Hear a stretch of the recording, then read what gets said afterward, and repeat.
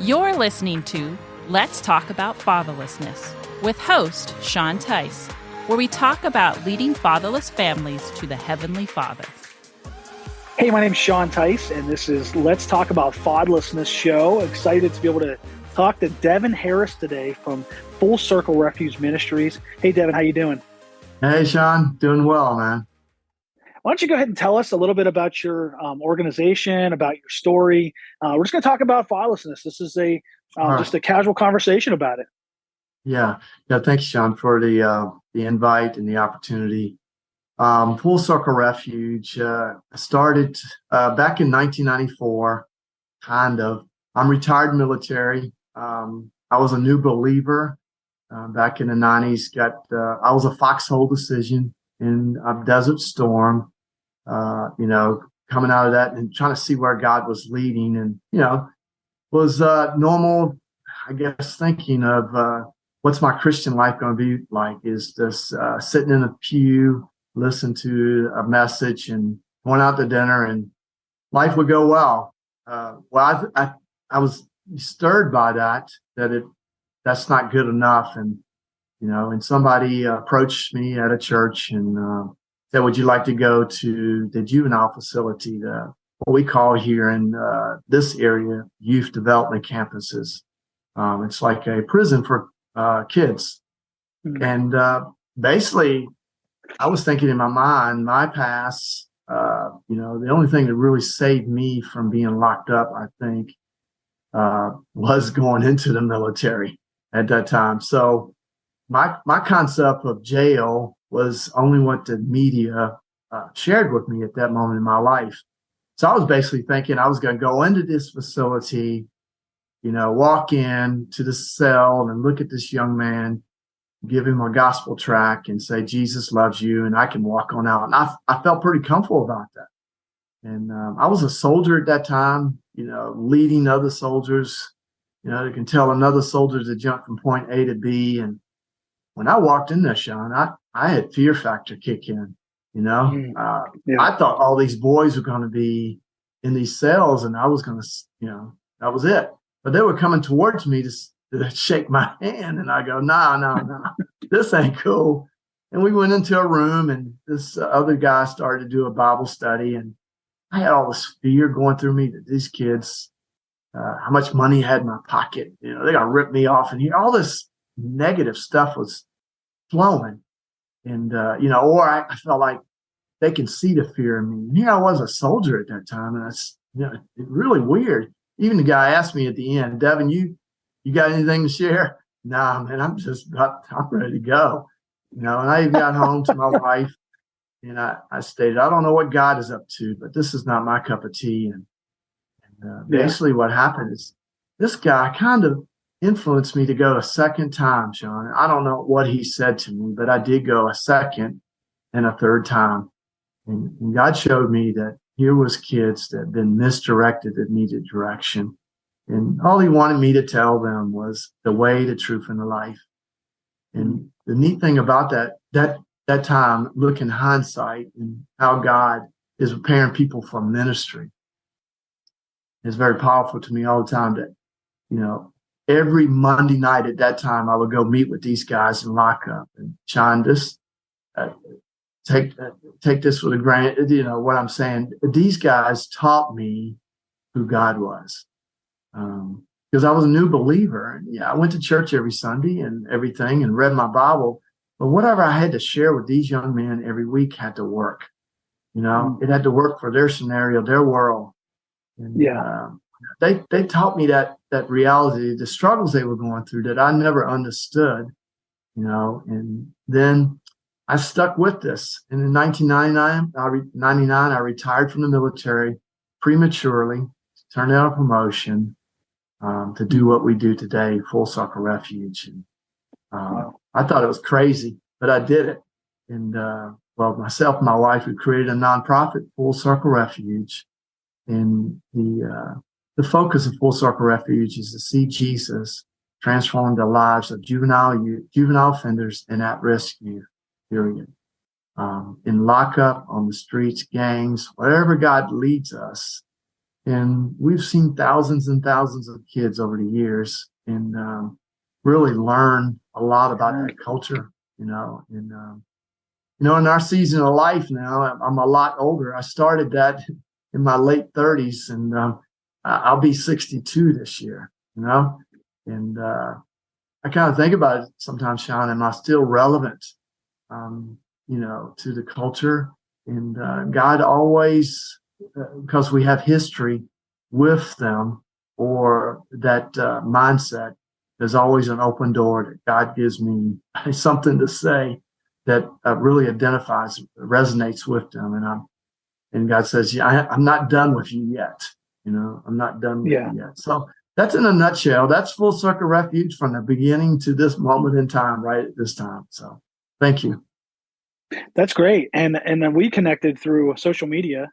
I think probably 2018, something like that. And then you were awesome to let me come and speak at some of the youth detention centers, and then also the one school that you're at. Yes. And you're, as you're talking, sharing about how you felt about it. That's the way I felt going in. I'm like, man, am I going to get? Yeah, that's right. There's something about that cell closing behind you, the door closing behind you. I remember hearing that noise. I'm like, this is scary. And that's right. Yeah. That was an incredible experience. Now, and now you've done this for, you said 96 was the first time you went? 94. Yeah, 1994. So, yeah. Wow. So we're looking at almost 30 years. Almost 30 years you've been doing it. So 28 years. What have you seen?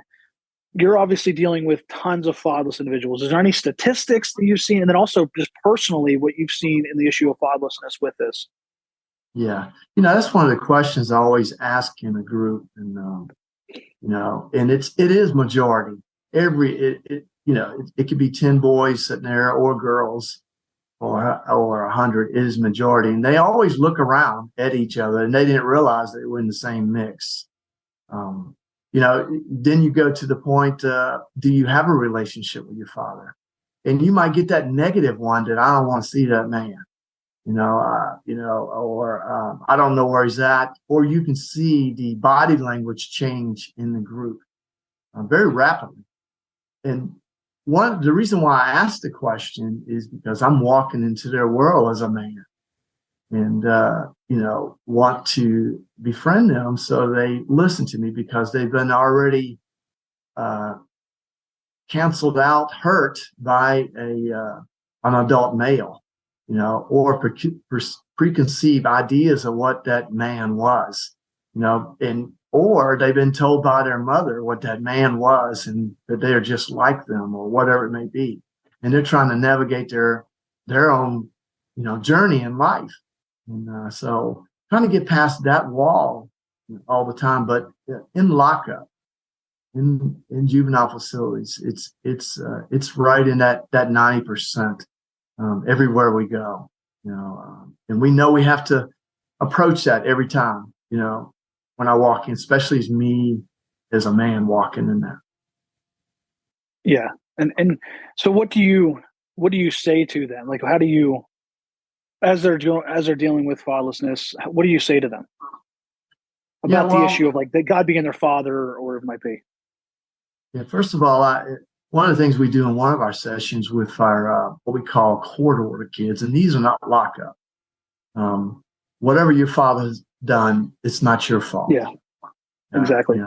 And then we're going to talk about how, if you were a father today, or when you get married and you have kids, how are you going to treat your kids? Will you treat them the same way, or what do you want?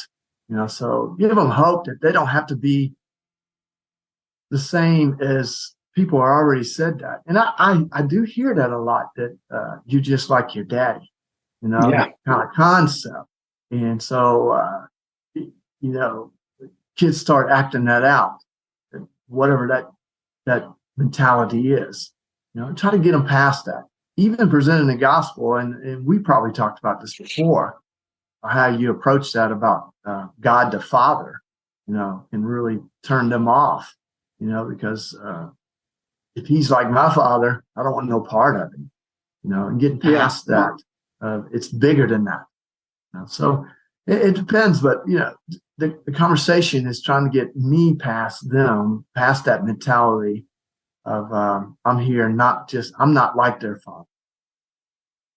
Exactly, and that's the thing. You're speaking about that, I had a professor that knew some of my story when I was in college, and I wanted to move out of the dorms. I hated living in the college dorms. We went to a strict college, and it just wasn't fun. You know what I mean? I hate the dorms, so I wanted to move out. So I went into this apartment, and when I went to the apartment, this professor told me because I moved out of the dorms that I was going to turn out like my dad. And I'm like, Yeah. why would you ever say that to me? My dad was an Wow. alcoholic.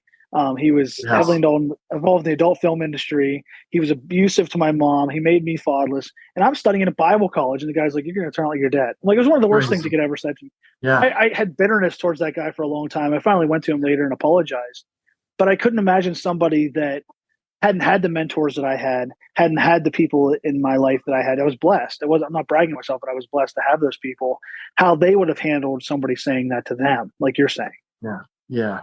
Yeah. And, one of the things is, dealing with this culture, especially in lockup, one of the things that it's designed, especially if you come in religious services or Christian service or Bible study, one of the things I found out that a lot of kids, they're looking for hope. And so they've heard of maybe Jesus or things like that. And somebody's walking in, it's like Superman walking in, in a sense that everything can be solved, and they levitate to you, and it can be kind of a reversible effect on the person coming in. Wow, man, I can go in it. That's why I'm going to be loved. So we have to be careful with that scenario too. But we try to befriend them, to get past what we're trying to present. Because I always tell all my boys, you might think I'm all this and all that, but I'll fail you because I'm a man. I'll fail you, but God can never fail you. And trying to get them past that, so it's not a dependence on it, because I will probably disappoint them too, in some form or fashion, not intentionally, but because we're just limited. And that's exactly it. And it is hard being a mentor. It is hard being somebody. I remember being a teenager, seeing some of my mentors, and I held them to a high standard. And when they would do something, I would look at them and be like, "You're a horrible person." So, that is very challenging. It's difficult to deal with. So what do you see with some of the teenagers that you work with in the issue of fatherlessness? What do you see with them? How they're navigating in their own life? Is there anything else that you see, trends and things like that? Yeah, one of the things, first of all, it's almost tying in what we just discussed about failure.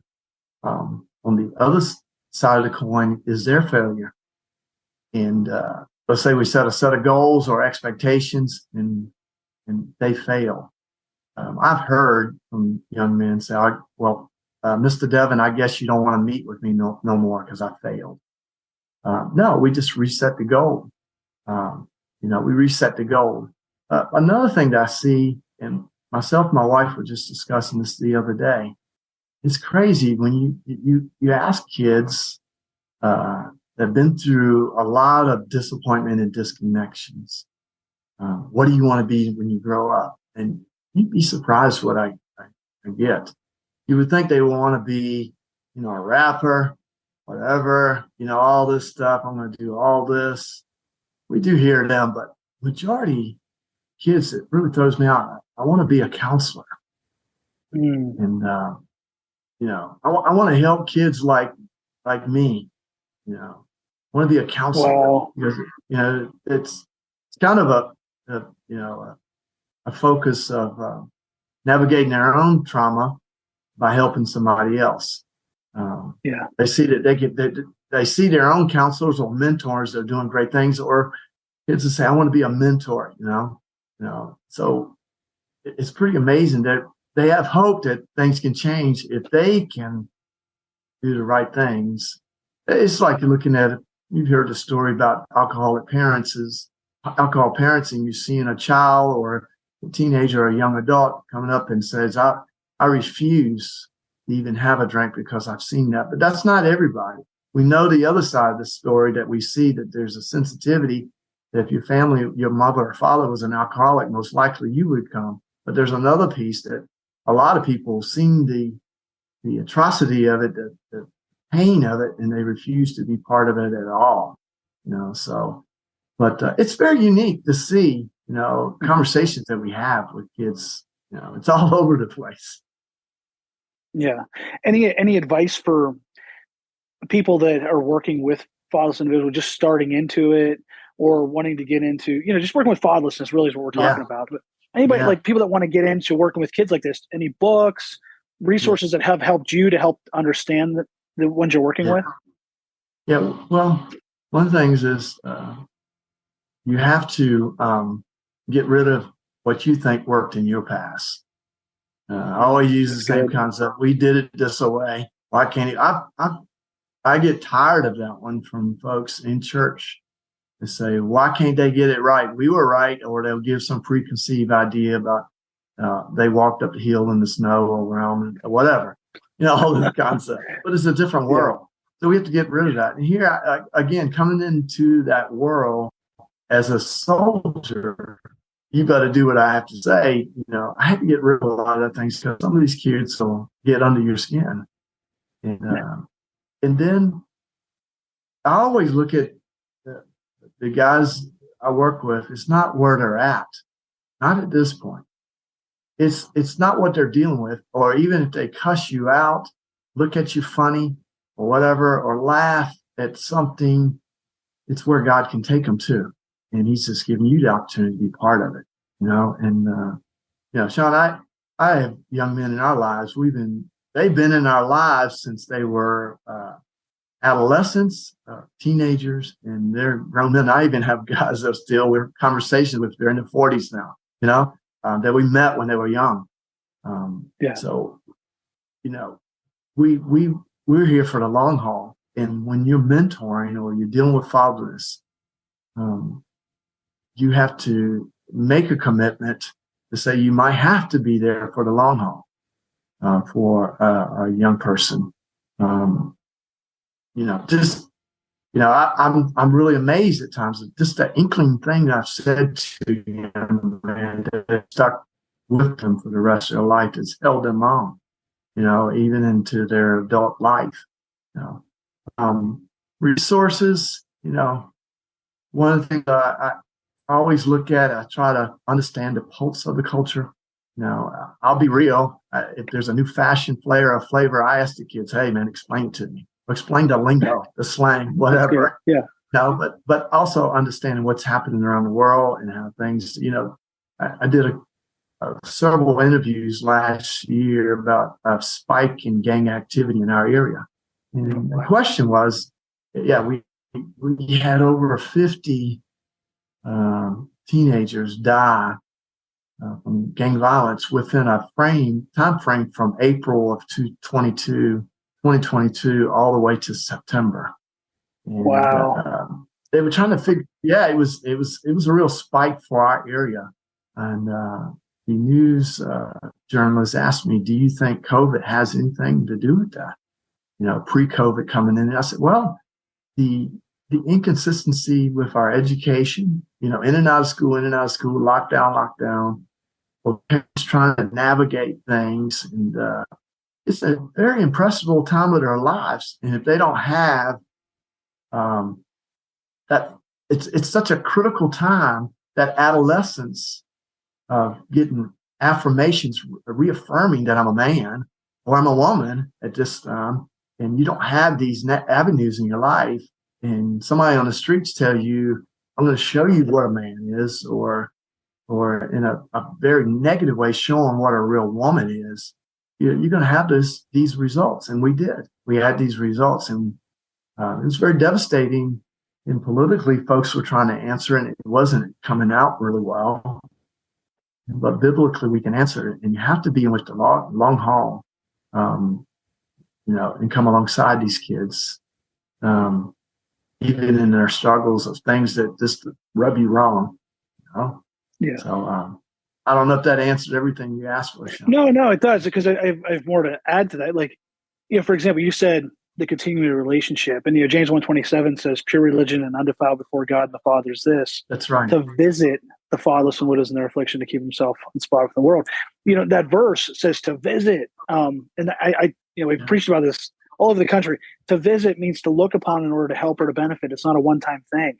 And so what you're doing is you're visiting them. You're visiting them. Now, is it weekly or monthly, or how often do you guys go in? Yeah. Well, we some of our facilities it's monthly, some of it's weekly, and then we have a contract with the juvenile courts that it's a court order to one of our programs. They're not locked up, but that is the alternate. Oh, wow! Then getting locked up, if they can complete the 10-week sessions, and it's live? basically we celebrate it again. Say that again. Are they live again, or is it video? Is it video or live, the sessions? No, it's live. We have 10 boys, 10 to 15 boys, and they come in there with all their preconceived, the same thing I just shared earlier. You're an old man. You don't know what I know what's going on in life, and we break them down to focus what real manhood is. And we celebrated it in John with what we call at a fine restaurant. We go to a fine restaurant where they're going to be served, and we call it rites of passage to manhood. And we celebrate all their successes, because they tell me their stories. They're going back to their home, and just the trauma going on in the house. It's like, whoa. And it from their perspective, it seems like it's a norm. I had a 12-year-old. I won't go into details about names, but I was asking, like, what do you want to be when you grow up? Some of the other boy blotted up. Oh, he jacks up cars for the gang. And I came to him. He's 12 years old. I looked at him and I said, "Do you know how to drive a car?" I didn't say, "That's wrong. You're jacking up cars." I said, "You know how to drive a car?" "Yeah, man, I drive pretty good." Okay. And I said, "You ever been locked up?" "Yeah, I got locked up one night over at the temporary facility." He said, "But Mr. Devon, they had some awesome Chinese food." And I thought about it. I said, so that was your highlight of being locked up? That was some awesome Chinese food. He said, "Yeah." Wow. I said, "I'll tell you what, when we finish this 10 weeks, me and you are going to go break bread together at a fine Chinese restaurant. And we're going to dialogue." And that's cool. What happened at that instant? I could have said carjacking is wrong. Car theft is wrong. Grand theft auto is this. Gave him all the history. But no, I just redirected it. And he became one of our best students in the class that interacted all the time and wanted to express his opinion. So just breaking that ice, just look for them opportunities, and it can go a long ways with a child. It can go a long ways. And I think this is where parenting misses the point sometimes, and we have kids that are walking out there like that. They might even have a father in the home, but are they parenting correctly? Where you're really investing into your child for 18 years and celebrating their wins. Because I have kids tell me, "My mama got mad because I got 2 Fs. I said, "Did you get any A's?" She said, "Yeah," but she didn't talk about that. Well, we need to talk about the A's in their life too, but pull up your F's, and so we see a lot of that dynamics psychologically happening. That's really challenging kids. And I'll finish with this, Sean. A lot of people think a lot of kids are walking into crime that do not have a father in the home, but there's that absentee father, that's in the home. That absentee father that's really challenging at times too. That has never, and I just amazed at times. I've seen this. A kid will make the news, and it's high profile gang activity, and and I get a call from the parents and the father is there talking to me. I go, what? Or they have been to church. They're church folks, but they missed the boat of what true parenting is.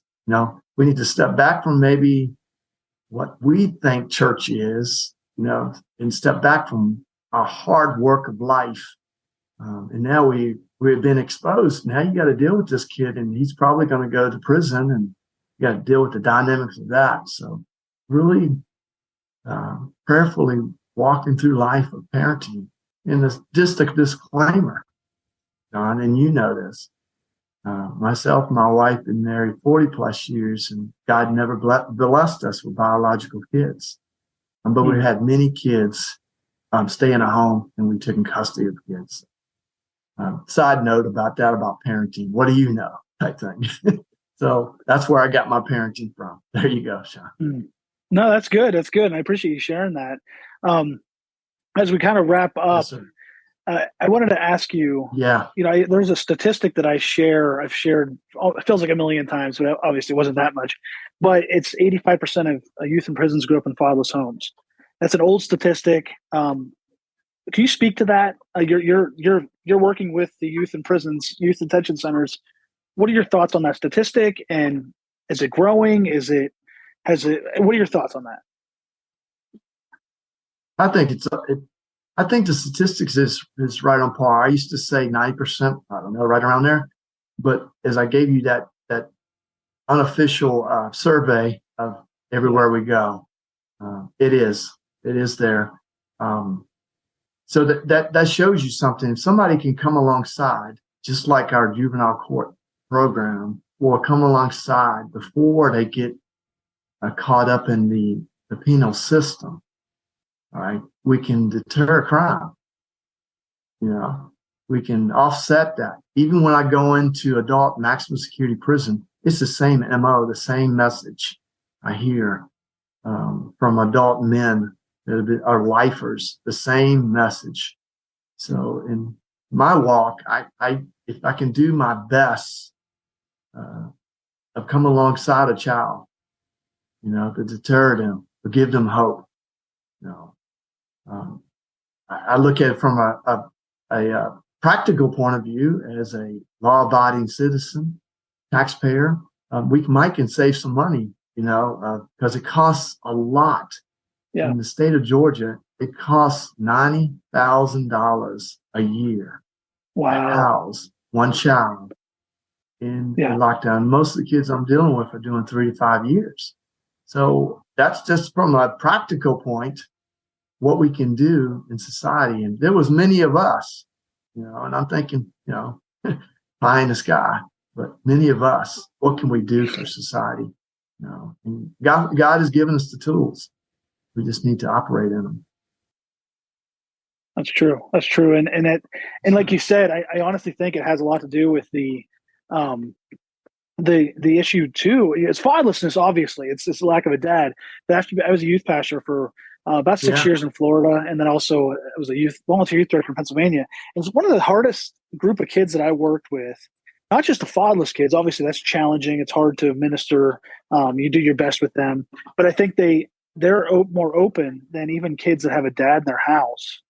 Yes. That their dad is a hypocrite, or he doesn't want anything to do with them, or he's anti-religious. Those are the ones that are really hard. If they're anti-Christian or whatever, they're the ones that are really hard to work with because they have that rejection in their own house. Yeah, that's what you were speaking about earlier. That's exactly. So I completely agree with you about that. Yeah, definitely. So, as we wrap up, is there anything else that you would like to share about the issue of fatherlessness? Is there anything else that comes to your mind? You're like, hey, I should have shared this, or anything else that we're just talking about fatherlessness. I mean, is there anything else that you want to bring up? Sean, if you feel called, or you're at a frustration of what you see on the nightly news about youth, do something about it. Either it could be through a fatherless ministry, come alongside kids, or look for a typical prison ministry. And I don't like to use that corn word because people get a different flavor of what that is. Pray that God can lead you be used. The key to this, I watched a missionary pastor at our church, and I asked him, why do you do this? You have kids at home. Why do you come and speak to these boys? He goes, well, if I can speak to these boys, okay, they will leave my boys alone, in a sense. Or in another sense, I can teach my boys about their life, or my boys have it already and these boys do not, If my boys are doing fine, can't other boys do fine too? So it doesn't say, well, Devon and them don't have kids or he's retired or whatever, Everybody can be part of the solution. It can, politically, our system will always answer the problem with fatherless, at-risk, gangs, and that the only solution that they have is lockup, is locking kids up. But that is not, I believe in you do the crime, you do the time. Okay? I understand that. But we can offset some of this if we're being proactive, and I have the history now, Sean. That I have the history of it. I've seen it works. It does. It works. So step out. The churches all over the United States can start something like what you're doing. I'm always keeping up with you and excited to see you. The ventures that you have and speak life in the churches to speak about this subject, and wake up folks. Yeah, and we're in the trenches together, and I appreciate what you do. And I appreciate how you're working, and it was amazing to get to see what you did. 2019, I think we were out there, and it's just I appreciate it. I'm thankful that you're doing what you do. I was at Augusta, Georgia. Now you're in South Carolina. You're pretty close to there. Yes, sir.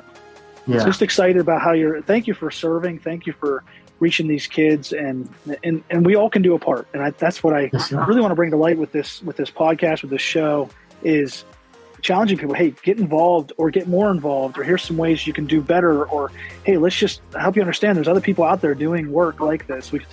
Let's band together. We're in the trenches together. So thank you, Devon, for sharing. Thank you for brother, doing what you do. So I appreciate it. Thank you. Blessings on your ministry, man. Thank you. God bless you too. Thank you. To learn more about how you can get involved in fatherless family ministry, visit lifefactors.org, where you can find some free resources. You can find our books that we have. You can find even the program that we have to help you start a single mom ministry within your ministry or within your church. We can all work together to lead fatherless families to the Heavenly Father.